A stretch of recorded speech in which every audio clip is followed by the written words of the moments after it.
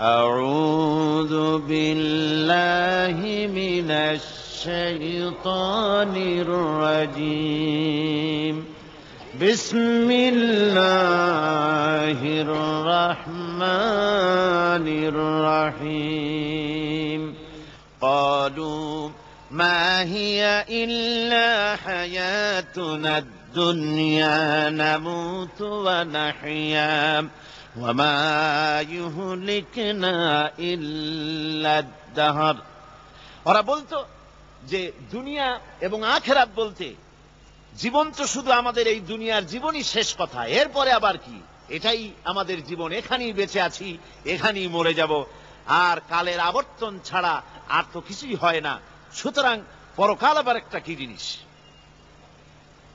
আল্লাহ রাব্বুল আলামিনের জবাবে আল্লাহ পাক বলেন ওই কাফেরদেরকে জবাব শোনায় দেন, কুলিল্লাহু ইউহয়িকুম সুম্মা ইউমীতুকুম সুম্মা ইয়াজমাউকুম ইলা ইয়াউমিল কিয়ামাতি লা রাইবা ফীহ।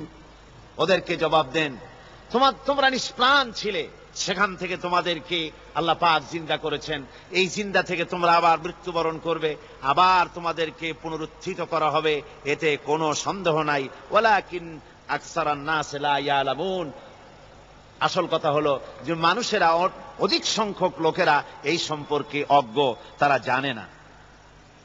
তারা বলে ওয়ায়াকুলুল ইনসানু আইযা মা লাসাউফা উখরাজু হাইয়া। তারা বলে যে সত্যি আমরা যখন মরে যাব তখন আমাদেরকে কে আবার চিন্তা করবে, এটা কি করে সম্ভব, মরে গেলাম আবার চিন্তা কে করবে। আল্লাহ রাব্বুল আলামিন ওদের কথার জবাবে নবীজিকে বলেন, আপনি জবাব দিয়ে দেন, আওয়ালা ইয়াযকুরুল ইনসানু আন্না খালাকনাহু মিন ক্বাবলু ওয়া লাম ইয়াকু শাইআ। মানুষের কি সেই কথা মনে পড়ে না যখন তাকে সৃষ্টি করার আগে সে কিছুই ছিল না? তোমার সৃষ্টির আগে যখন তুমি কিছুই ছিলে না, সেখান থেকে তোমাকে যিনি সৃষ্টি করেছেন, তোমার মৃত্যুর পরে তিনি আবার তোমাকে জিন্দা করতে পারবে। তোমার কি মনে নাই? হাল আতা আলাল ইনসানি হিনুম মিনাদ দাহরি লাম ইয়াকুন শাইআম মাযকুরা। মানুষের জীবনে কি এমন সময় এসেছিল না যখন সে কোনো বিষয়বস্তু হিসেবে পরিগণিত ছিল না, কোন অস্তিত্ব ছিল না? আমি বিনা অস্তিত্বে তোমাদেরকে সৃষ্টি করেছি, বিনা অস্তিত্বে যখন তৈরি করতে পারলাম তখন বুঝি আমি আবার তোমাদেরকে জিন্দা করতে পারবো না। এটা কেমন কথা তোমরা বলো? ওরা বলে ওয়াকালু আইযা কুন্না ইযামান ওয়া রুফাতান আইন্না লামাবউসুনা খালকান জাদীদা।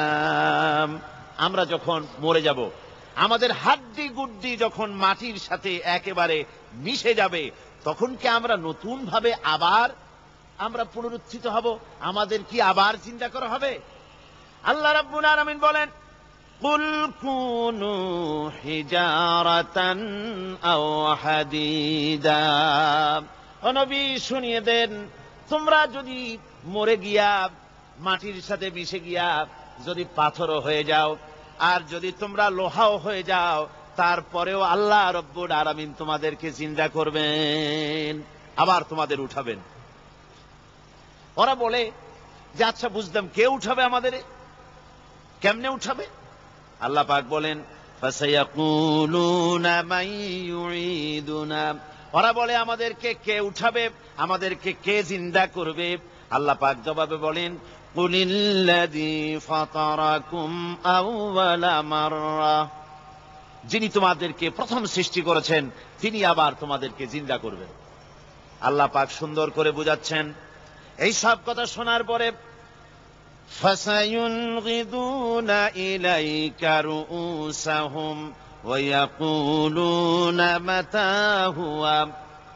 এসব কথা শোনার পরে আল্লাহ বলেন, ওই কাফেরেরা মাথা ঝুলায় ঝুলায় বলে, আচ্ছা তা বুঝলাম, আল্লাহ বলেন ওরা মাথা ঝুলায় আর বলে আচ্ছা বুঝলাম, তবে সেই কিয়ামত মাথা হুয়া, কবে সেই কিয়ামত অনুষ্ঠিত হবে? আল্লাহ বলেন নবী শোনায় দাও, কুল আসা আন ইয়াকুনা করিবা, বেশি দেরি নাই, হতে পারে খুবই তাড়াতাড়ি। কি বলা যায়, সে সময়টা অতি নিকটবর্তী হয়ে যেতে পারে, খুবই নিকটবর্তী সে সময়, সেটা বেশি দেরি হওয়ার কথা নয়। আল্লাহ পাক এবার মানুষকে যুক্তি দিয়ে বুঝাচ্ছেন, কোরআনে কারীম মানতে মানুষ অস্বীকার করলে আল্লাহ ডান্ডার ব্যবস্থা করেন নাই। নবীজিকে বলেছেন ইন্নামা আনতা মুযাক্কিরুন লাস্তা আলাইহিম বিমুসাইতির, ও নবী আপনি একজন উপদেশক, উপদেশ দিয়ে যান, আপনাকে দারোগা করে বানাই নাই লাঠি চার্জ করার জন্য, পিটায়া মানুষ হেদায়েত করার দরকার নেই। মানুষকে বুঝান, যুক্তি দিয়া বুঝান।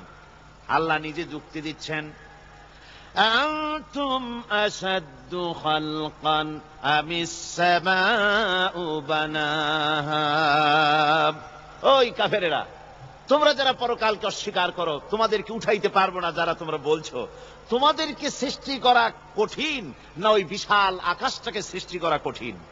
ওই বিশাল আকাশটাই তো আমি আল্লাহ সৃষ্টি করেছি, জোরে কোন সুবহানাল্লাহ। তো অত বড় আকাশটারে যিনি বানাইতে পারলেন, সে কথা বুঝি তোমাকে তৈরি করতে পারবে না?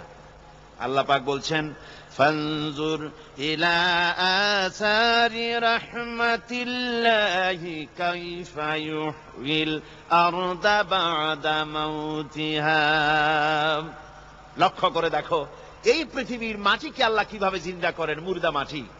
এই মাটি